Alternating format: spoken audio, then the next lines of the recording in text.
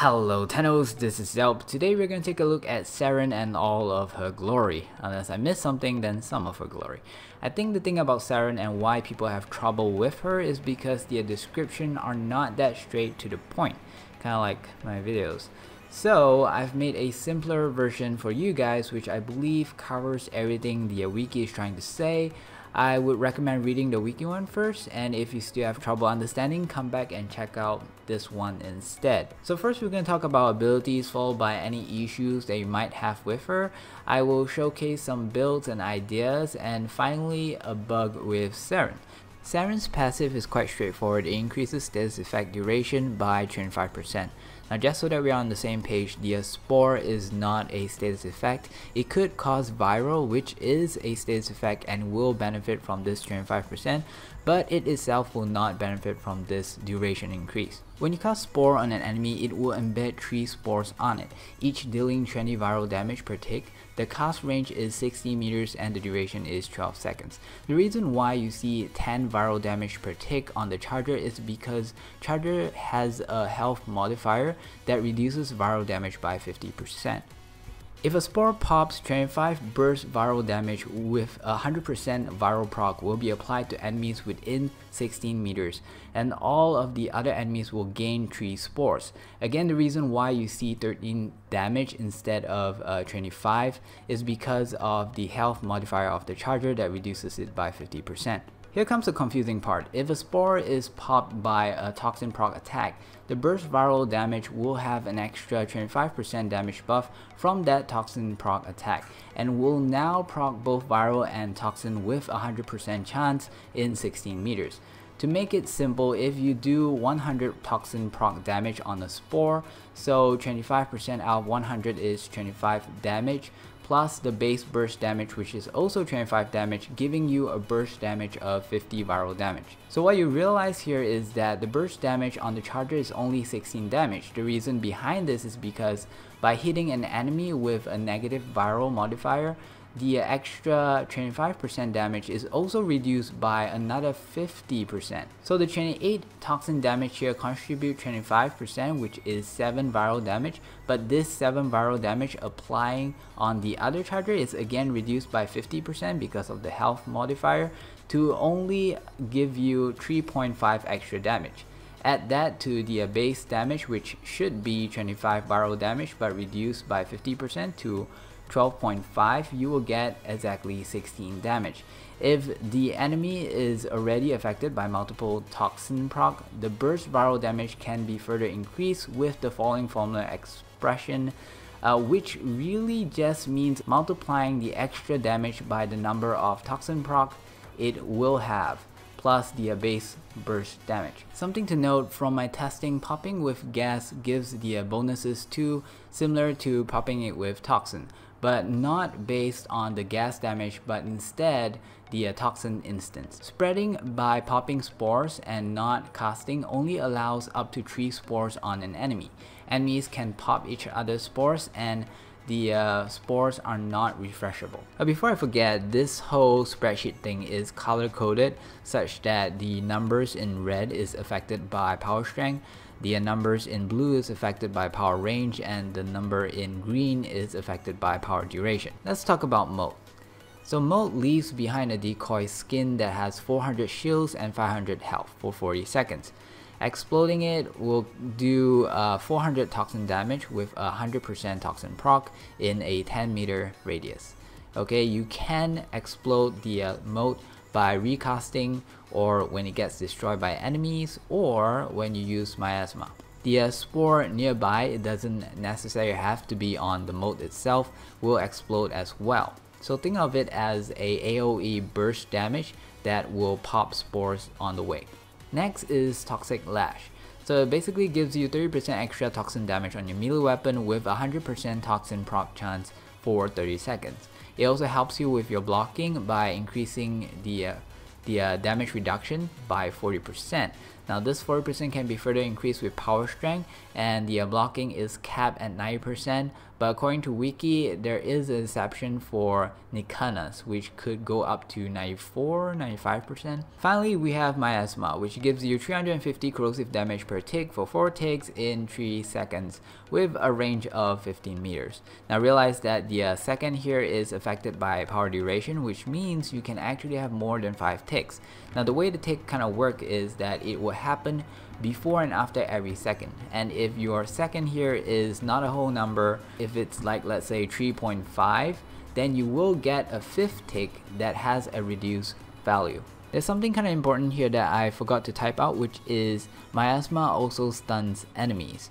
That stun is about 3 seconds-ish, and the duration is not increased by power duration. So therefore, Miasma actually has some CC potential, especially since the skill can pass through walls. The corrosive damage does not seem to proc corrosive. Even if it does, it happens so rarely because I haven't seen it before that you shouldn't count on it. Now let's talk about ability synergies. If you were to cast the Spore on a Molt, it will cost 50% less, which is great. If the Molt were to explode, it will explode the spores as well. This means immediately enemies around is going to get proc with viral and toxin. And if the enemy is not already affected with spores, it will now be affected with spores. If you have toxic lash on and you are hitting an enemy with spores, it will guarantee 1 burst per hit. Otherwise, you really have to hit the spore in order for it to burst, which means that having weapons with higher hit cone or with things like reach mods can actually help you destroy spores as well without the toxic lash, and it restores 2 energy when hitting enemies with spore. Miasma's damage can be further increased if the enemy has either viral or toxin procs on them. It increases by 100% damage per each proc. Therefore, if the enemy has both viral and toxin, it will actually increase Miasma's damage by 200%. Miasma will detonate Molt. Although it does not pop spores on enemies around you, it will pop spores on the Molt when the Molt detonates. Finally, the final damage is also affected by the loss of Molt's health. That means if your Molt has really low health when you use Miasma and detonate it, your Miasma will do more damage. Now the damage increment is not really clear, and it's something that's really hard to calculate considering that you don't always get to see the health on your Molt. So what we're going to do now, we're going to have a little discussion with some problems that I think is an issue with Saryn's abilities. And we're going to start with spores. So popping all spores with AoE gives no significant benefit. Now what I mean here is that when you have an enemy and you cast spore on it, it has 3 spores. If you were to pop all 3 at the same time, it will spread only up to 3 spores to every enemy around you. Okay, likewise, if you only pop 1 spore, it's also going to do the same thing. Also, if you pop all 3 spores at the same time, it doesn't increase the burst damage when a spore pops, because that burst damage will only happen 1 frame at a time. So that means popping all 3, you'll still get 1 burst damage. Popping 1, you'll still get 1 burst damage. So popping 1 at a time actually gives you 3 burst damage instead of just 1. So next thing is, after each spore pop, there is a delay before receiving another spore unless cast with a skill, and by this skill I mean spore. So what I mean here is that if let's say you have an enemy A that has 3 spores and one of it popped, okay, it won't be able to regain that 1 slot of spore immediately from, let's say, his friend that has his spore popped right after, because there seemed to be some kind of delay, like 1 to 2 second delay, and you have to wait it out before it can actually regain another spore. So let me show you a scenario. Let's say every single one of these boxes is an enemy, and you are going to cast spore on one of them. So let's say the green one is the one with the spore now, and obviously you're going to pop it. So if you were to use an AoE weapon to pop it, so all 3 of his spore is going to go away, and everyone else will have 3 spores now. And obviously it makes no sense to continue shooting this guy with no spore. You're not going to pop anything, you're not going to do any burst damage. So instead you're gonna pop someone else's. So let's say you aim at the person next to him, which is represented by this blue box. Okay, and now if you were to do something to him, let's say you use the AoE attack again and pop all his spores, it's not going to do anything to all the majority enemy around him. Why? Because every single one of them already has 3 spores and they can't take the 4th spore. So what will happen is by popping this guy, it's just gonna shift that 3 spore over to this guy now, the initial guy. And when the time comes, when the duration comes for the spore to end, all of the 90%, all of the majority, all the green enemies with 3 spores are going to all suddenly disappear with spores. And you're gonna have only 1 enemy left with spore. So if something bad were to happen and this initial enemy were to die, okay, instead of spreading the spore, then suddenly there will be no more spores around. And this is really a condition that you want to avoid, because when you play with spore, you kind of have this sensation that you're playing with a disease and it's supposed to keep spreading and make things worse. But instead, over here, there's this break thing where it kind of stops it from spreading, and I find that there is a way to overcome this by using a machine gun. So hear me out. Let's say if instead of using an AoE weapon, you use a machine gun. So again, you use spore on one enemy, okay, and you shoot at that enemy. So let's say you did not pop all of his spore. So let's say he has 1 spore left. Now everyone else has 3 spore, right? Now the next step is that you're going to shoot them, and you're going to shoot them at random. Because you're using a machine gun, you can't really aim. So let's say at some point this guy has 1 spore, this guy has maybe 2 spore, this guy has 1 spore, this guy has 2 spore, this guy has 1 spore. Oh, this guy did not get hit, so he has 3 spores. This one has 1 spore, 2 spore, 2 spore, 3 spore, 1 spore, 2 spore. So you get the idea, you get this ugly mess of 1s and 2s and 3s. And this is kind of what you want. So you'll find that you have a bunch of enemies that can take in new spores. Some maybe not now, but later they can take in new spores. And every single one of those new spores has a full duration of a spore. So what you have a mesh of enemies that has multiple spores on them that has different duration. And I don't know if you can see it or not, but this will sustain itself really well, and it spreads really fast. Okay, so let me show you what I mean. Over here I have the Torid, and it's modded this way with gas. And then I'm going to use the Saryn, and this Saryn is modded this way with duration and also maximum range. Both really good things to increase the spore from spreading. And I'm going to use ancient healers. I'm going to use 8 of them, so they are all in front of me. And they are going to be level 145. Okay. So let's cast a spore, shoot him. There you go, everyone is affected. Shoot another one. Let's say shoot this guy. And okay, so maybe I shoot a little bit too soon, and the spore did not as in they do not have the time such that they can get new spores. So immediately they all ran out of spores and you can't use it again. So let's try that again, but this time I'll shoot a little bit slower. And also the fact that it's AoE and it keeps staying there, it makes it keep proccing on them. Holy shit. So because the AoE is so big that this whole side immediately ran out of spores, and then now this whole side no more spores. Okay, so obviously if I were to shoot a little bit faster, then they might all just run out of spores. Not only this guy, oh shit, even that exploded. So let me show you a different weapon. Let me show you the Supra Vandal.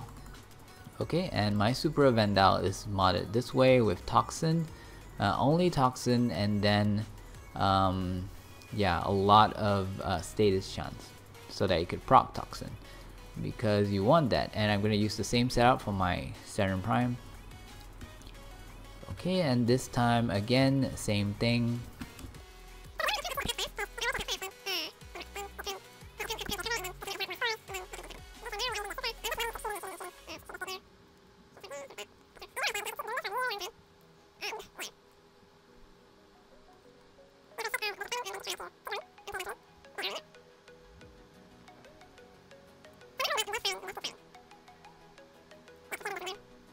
I guess the dangerous thing with using AoE weapons is that the enemy either has 3 spores or no spores at all, and you're only playing between these 2 conditions. So the remaining 3 still has spores on them.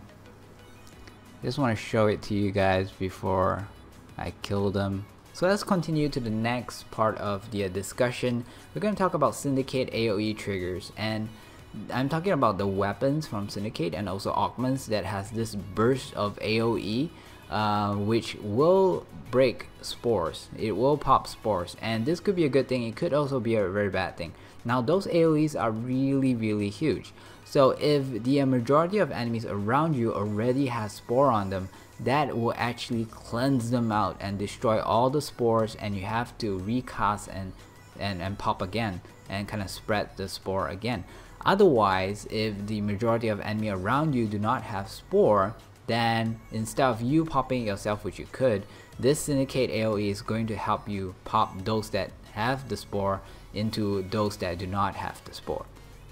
Now let's take a look at Molt. Now the problem with Molt is that we know that Miasma has this damage buff if Molt's health is low, but you can't always see Molt's health, and I realized that if you cast Spore on it, it will appear. But then again, Molt is a decoy, so a lot of enemies are going to hit it, and the moment the enemy hit it, it's going to pop the spores, it's going to kill it, and it's just not very convenient to see the health.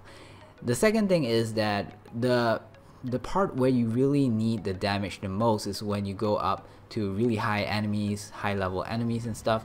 So those are the time where you need your miasma to do the most damage. However, those are also the times where enemies do really high damage such that they could sort of one hit your Molt and it's going to be completely destroyed.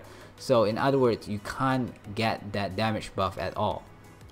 The next thing is it kind of have that whole function like the Syndicate thing, where when it explodes, it will pop every single spore within the range, and it could again be a good thing, could be a bad thing. If the majority of the enemy already has spore, then it's going to cleanse them instead of spreading it. However, if the majority do not have spore, then now you can actually inflict spore to the enemy.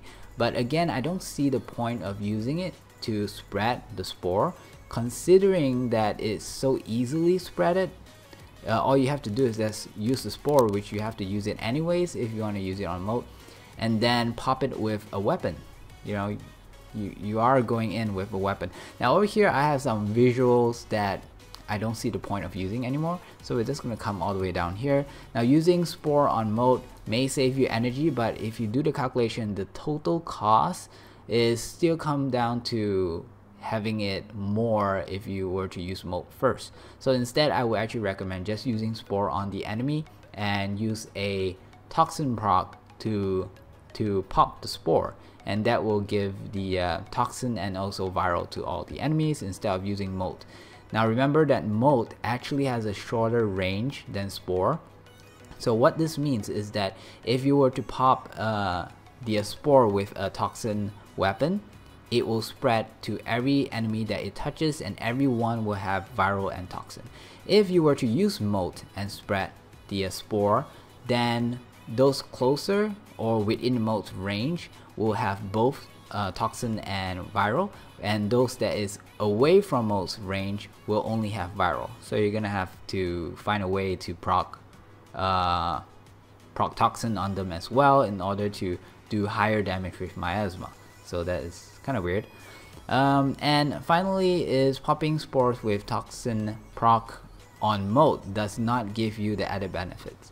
So for example, if you have 100% toxin weapon and you use Spore on Molt and you hit the Molt with your weapon, you're not gonna get the spread of the toxin, and you're not going to get the extra damage from the burst. Now one of the common mistakes that I see people doing is that they will put a Molt out and then they will use Spore on it, sometimes even multiple Spore, like hoping that the more they put on, the more damage it's gonna be. But from my research, it says no, it doesn't do increased damage even if you pop them all at once or if you use a lot of it and then you use miasma. Holy shit, I do not have enough energy, so you use miasma. Now the good thing about using a spore followed by, using a molt followed by a spore and then use miasma right after, is that it will actually go in sequence. It will apply the viral and toxin on the enemy first before miasma's damage kick in. Therefore you get the 200% damage. But there is no point of using more than one spore on your molt. So if there is, definitely let me know in the comments, because I'm really curious, because I see a lot of people doing this all the time. Before I continue, I just want to say that I know a lot of you guys like to compare me with other YouTubers, and some even compared me with Distant Observer, which is very flattering considering that I think he is a really great YouTuber. He comes up with weird synergies that works really well. I am a subscriber to him, and if you're not, you should probably go and do that. But the thing is, one of his most popular video on the Saryn and Torid kinda doesn't have anything to do with the Saryn. So I'm gonna explain why, and also the reason why I brought this up is because I don't want you to compare his build and tell me about it and ask me to try his build, because that build has well, basically that whole video doesn't really involve Saryn that much. So the main catchy thing that he did in that video is that he killed really high level Grineers with the Torid. Okay, so his Torid is modded with corrosive and blast. Now if you guys seen my earlier videos, you know that there is a way to actually reduce the enemy's awareness with blast. So therefore he's actually reducing the enemy's awareness so low that he can actually pull off a melee weapon and kill it. So it has nothing to do with Saryn. So let me just show you. So over here I have a corrupted heavy gunner at level 145, and then I'm going to shoot him with the Torid. Holy crap. Okay, I just hope that he is not aware, and then I'm gonna go close to him. Okay, and then I'm gonna whip out my before that, yeah, so now his health is gone, his armor is gone. Now I'm gonna whip out my distress, and you're gonna see a lot of damage, right? So that is basically what happened and what he's showcasing in his video. And I don't want you to ask me to try that out, because it has nothing to do with Saryn. I did not use a single skill. The only thing that could benefit in that is maybe a viral proc, which reduces his health by half. And yeah, I realize I've been mumbling on for more than 20 minutes now, so I'm gonna speed things up a little bit and showcase 2 out of 3 of my favorite builds. Now the third one I will talk about, but I won't be actually showcasing it. Now the first one is the whole idea of, since Saryn's damage does not really scale that well to high level content, for example especially against the Grineers, so instead we're going to use her for her Spore, her viral, and also some CC. So you're gonna see what I actually mean here. So here I have Saryn, and the build is basically maximum range followed by a decent amount of duration, and that's pretty much it, and everything else is pretty much up to you.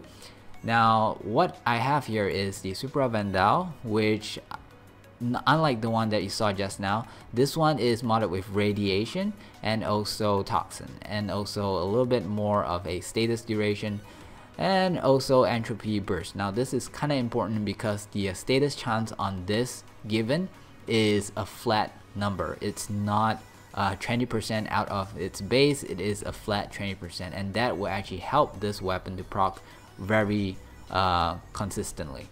Okay, so let's see what happens. Now radiation is actually by itself has some CC potential because it makes enemies attack each other, and since enemy damage kind of scales, therefore your damage, the damage that they're doing, as in you're contributing, is sort of scaling as well. So basically there are 3 groups. I'm just gonna pop some spores in each group and also do radiate one of them. Now the red flashing lights are actually them hitting each other, and also just so you know that they could actually pop their own spores, as in pop each other's spores. So as long as they are radiated, they should be able to sustain themselves with the spore. So you don't actually have to actively aim at any spores to keep this up. All you have to do is just make sure that they are radiated, and then that will just keep doing damage to them. And yeah, and this could go on forever. It's like Mayhem from Skyrim, but with spores. And yeah, okay, so let's take a look at a different thing. Now the problem with this Supra Vandal is that it relies heavily on this mod, which is the entropy burst, and it has a syndicate burst, and personally I don't really like it. The alternative is this weapon, which is the Parasis, and if you find something that could pull off this as well, do let me know in the comments. And how it's modded is basically similar, radiation and toxin and everything else. Now this has really good status chance, so therefore even though it does not fire as fast as the Supra, it does manage to get the job done. So again, let's go with the ancient healers. Come over here, use Spore. Wait, did I hit? Yep. Okay, and then yeah, there you go. Now everyone's happy. So let's come down here, pop some over here. Am I popping it? You know what, it doesn't matter. As long as it's radiated, someone else will pop it for me. Okay, and that's pretty much it. So once in a while, just shoot some of the enemies, make sure that everyone is happily radiated, and that will basically cause this whole mayhem thing to happen. And I kind of like it. So over here is the second build, and it kind of revolves around the idea of a Amazon princess kind of thing. And this Saryn is fairly tanky and also uses a melee weapon to do massive amount of damage. Yeah, so I'm gonna push myself and try to fight against 20 heavy gunners at level 145. Now, I don't even think my Naros can handle this, but we're gonna try. Now, I'm not gonna lie to you that this actually requires some amount of skill and also a lot of practice. So here we go. First thing is Toxic Lash, and then I will use Miasma to stun them. Once that they are stunned, I'm gonna use the Spore and then start popping them. Now the good thing about using a Galatine Prime is that it is a heavy weapon, so as long as I keep swinging, I do not actually get knocked down by their knockdown ability. And another thing is that it has a stance that gives you the ability to knock the enemy down. Holy crap, I think I'm gonna die. So whenever you're gonna die, just use Miasma followed by a Molt, and that should do the trick most of the time. So they'll be stunned and you get the chance to knock them down with your Galatine Prime. And oh boy, oh, that was close. That was too close. That was very, very close. Okay, yeah, so basically that is the whole idea here.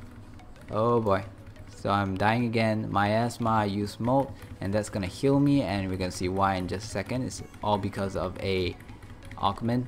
Now I realized that my Toxic Lash is gone, so Toxic Lash followed by the Spore, and that will increase my damage by a lot because of Condition Overload. And yeah, I think that's all of them. Yeah, that's all of them. Okay, so let's take a look at the build. So for Saryn, she needs to be fairly tanky. So I have Steel Charge on, which is pretty good because Saryn does have a decent amount of armor.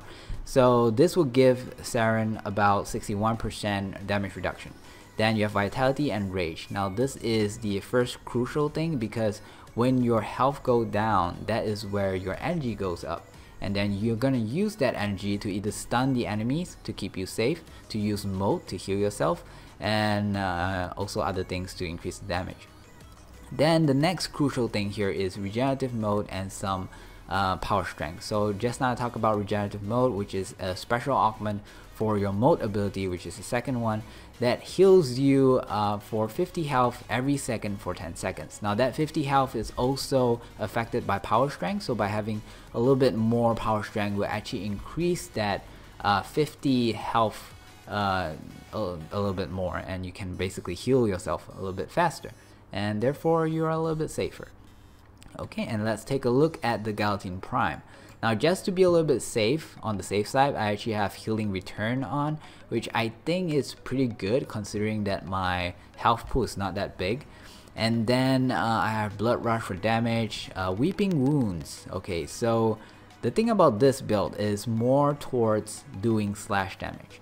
So if I could proc bleed, I could actually kill them very fast, considering that heavy gunners have a lot of armor, but bleed damage will pass through armor, and that's why it's more of a in a way you can say it's a bleed build kind of thing. And then a little bit of reach. I would use prime reach, but I do not have enough capacity, so just reach. And then followed by condition overload, prime pressure point, fury, and also berserker. Now first of all, condition overload is very important considering that the viral and toxin proc is supposed to be procking all over. And then fury and also berserker. Now you're probably thinking like, why do I have both of them on? Do I really need that much attack speed? Now the answer is yes. Not because you want to kill the enemy really fast, but more on because when you need to stop, you really need to stop. So for example, if you need to use Miasma to stun the enemies, or if you need to use Molt to heal yourself, you really need to stop and use that. You can't afford to be still swinging your sword while you are dying. So yeah, so that is pretty much the build. Here's the last build I'll be sharing with you guys, and it's basically a damaging build with spores, and I would actually recommend going with an AoE weapon type like explosive or a gas weapon with really high damage. The reason here is because unlike the build before where you're trying to keep the spores going, for this build you just want to pop the spores and kill the enemies affected as fast as possible, and it is great for early or mid game content, which is most of the game. Instead of showing you how it will play out, there is a very similar build made by my recent friend and YouTuber Joey0, which I would like to direct you to, links at the description below. There is something that he mentioned which wasn't very accurate about spores refreshing in that video, but he already know about it and he told me. Besides that, he really did a really good job with the build, and he also helped a lot by giving me tips on this video considering that I do not play Saryn that much. If you find any mistakes in this video, it's most likely due to my own conclusions and has nothing to do with him.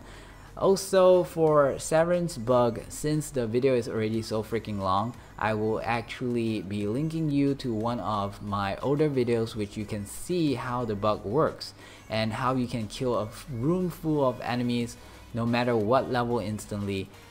Again, videos at the link below. So that is all for me today. I hope I did a good job. Share this video if you know anyone that needs help understanding Saryn. You guys can join my Discord if you have any other further questions. You can do it over there, and don't forget to subscribe if you want to watch more of these kind of videos. Have a pleasant day, Tennos. Bye bye, and sorry for it being so long.